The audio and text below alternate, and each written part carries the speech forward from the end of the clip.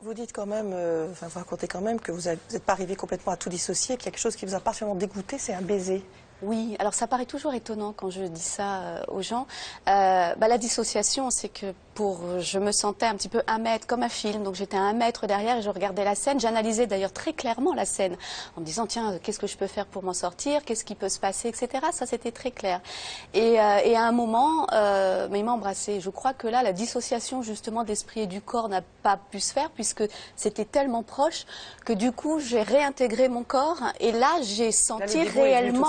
J'ai senti réellement sa présence, ce qu'il se passait, et ça a été bizarrement, malgré tous les autres sévices que j'ai pu subir, le moment le plus intense et le plus dégoûtant.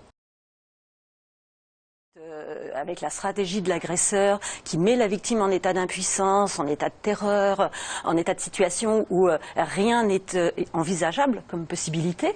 Il y a ce qu'on appelle une sidération, qui est un processus qui se passe dans le cerveau, où en fait le cerveau se bloque. C'est-à-dire qu'il est en état de paralysie. Donc il n'y a aucune possibilité de réagir.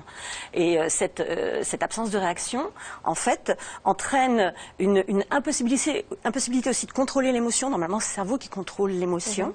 Et du coup, il y a une émotion qui va exploser, en fait, qui va devenir un véritable tsunami dans un premier temps, et qui va être tellement importante qu'elle représente un risque pour la santé de la personne, un risque à la fois cardiovasculaire et neurologique.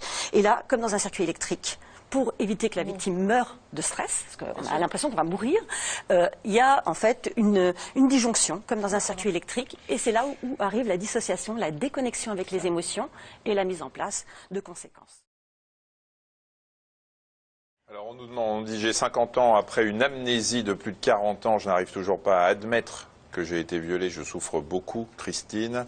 Un autre, comment expliquer qu'une proportion importante de femmes victimes d'abus dans leur enfance présentent une amnésie? C'est cette sidération qui fait que... Oui, alors c'est en fait surtout la dissociation.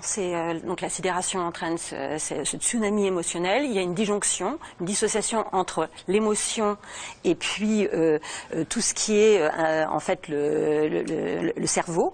Et puis une déconnexion en fait du circuit aussi de la mémoire, qui va entraîner d'un côté des amnésies ou des troubles de la mémoire, qui sont importants, puisque jusqu'à 40% des victimes peuvent avoir une amnésie traumatique dans le cadre de violences sexuelles dans l'enfance, et 60% peuvent avoir des périodes d'amnésie.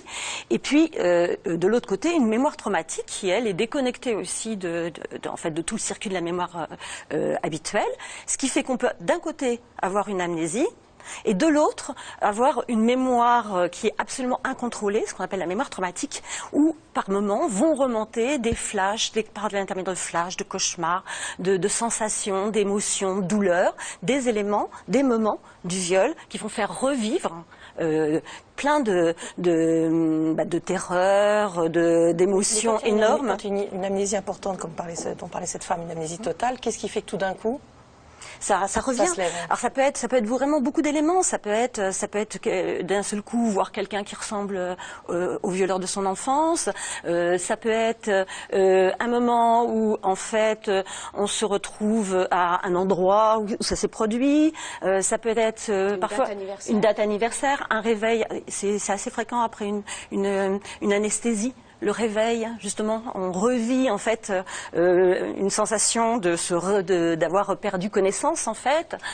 Ça peut être aussi aller un peu mieux, donc on est moins dissocié par toutes les souffrances, avec le cerveau qui a moins besoin de se déconnecter, et du coup c'est la mémoire traumatique qui revient à ce moment-là. Et puis ça peut être aussi dans le cadre d'une prise en charge qui permet de travailler sur ce qui s'est passé, sur ce qui s'est produit. Il y a des conduites d'évitement qui se mettent en place pour ne pas ressentir, ne pas revivre à nouveau le viol, cette mémoire traumatique, et des conduites aussi de déconnexion qui vont impacter très lourdement. Enfin, le viol, c'est vraiment un des pires traumatismes qu'on puisse subir. Il est vraiment équivalent à la torture par rapport au risque de conséquences psychotraumatiques, donc avec toutes ces atteintes. Mais ça se traite. Et la mémoire traumatique, qui est vraiment un enfer, qui rend la vie comme une sorte de terrain miné avec des risques comme ça de revivre, eh bien, bien, cette mémoire traumatique, elle se traite, elle s'intègre, et même les atteintes neurologiques et les atteintes des circuits neurologiques peuvent se réparer. Il y a une neurogénèse qui répare, donc il faut absolument qu'il y ait une prise en charge. C'est une nécessité, enfin c'est une urgence absolue et un problème de santé publique. Avoir subi des violences comme ça, c'est vraiment un des déterminants principaux de la santé s'il n'y a pas de prise en charge.